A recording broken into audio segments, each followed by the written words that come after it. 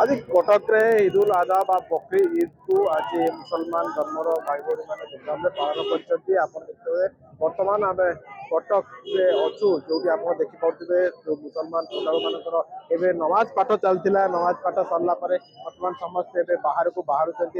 परस्पर को अभिनंदन जनाऊँ बड़ हूँ छोट समस्ते एकाठी हुई आज ईदगाह पड़िया समूह नमाज पाठ करुले जेहेतु ये गोटे समर्पण पर्व होता है तो यह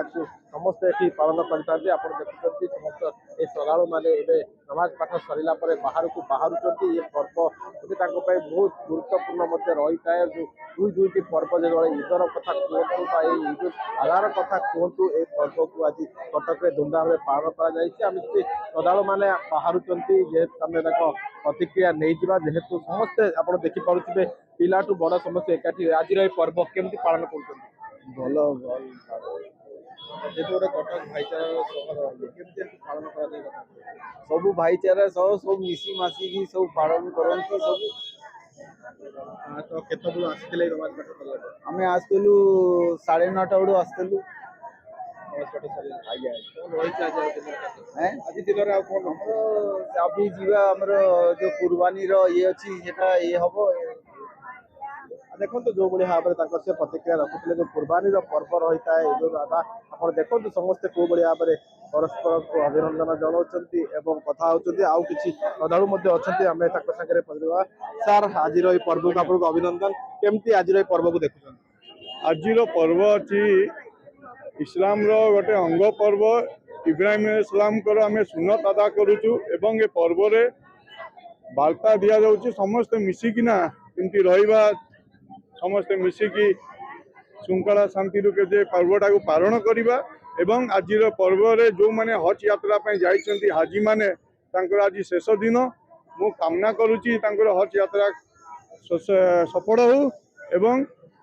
समस्ते कटकवासी आपण मान माध्यम बकरीद हार्दिक अभिनंदन शुभेच्छा शुभकामना जनाऊँगी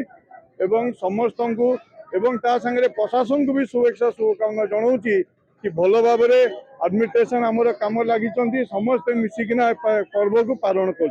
भाईचारा सहर कटक तो मुसलमान यही तो परिचय कटक पूरा ओडिशा विषय कटक गोटे अच्छी यहीठार बहुत किसी जाना शिक्षा को मिली भाईचारा सहर जदि कुआ जाए सी हूँ कटक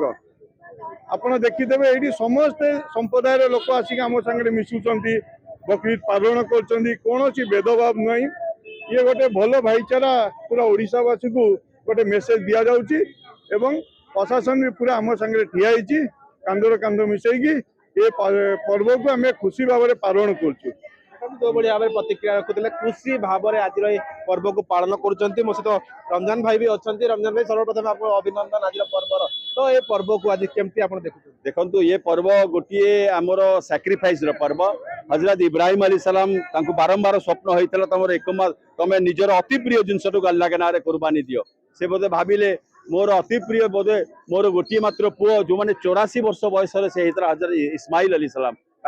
से कुर्बानी बापर पे पुओ से भी कुर्बान पे राजी हो जाते से जिते कुर्बान देले से कुर्बान हो पारा नहीं बदल में अल्लाह तरफ गोटे जंतु कुर्बानी होता कि से जिनटा को से अल्लाह को एत भल लगी निजर अति प्रिय जिनटा को अल्लाह सैक्रिफाइस कर तेणुक ये परंपराटा इस्लाम धर्म रही आसुचे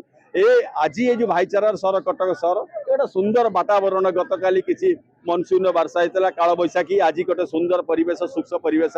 भाईचारा आम सब एक दूसरे को मुबारकबाद दौचु अन्य मैंने आम मुबारकबाद देचु आज ईद उल आजहा सुंदर भाव में कटक सहर पालन कर समस्त को ईद उल आजहार बहुत बहुत मुबारकबाद देखो जो भाव में प्रतिक्रिया देते आज एक सुंदर दिन सुंदर पर्व आज जो समर्पण पर्व कथा कहते आज एठारे धूमधाम पालन कर समस्त मुसलमान भाई माने सकाल एठारे गोटे जगह एकजुट हो समूह नमाज पाठ करने सहित परस्पर को अभिनंदन जन कटक जितेंद्र प्रसाद एलबीसी टीवी।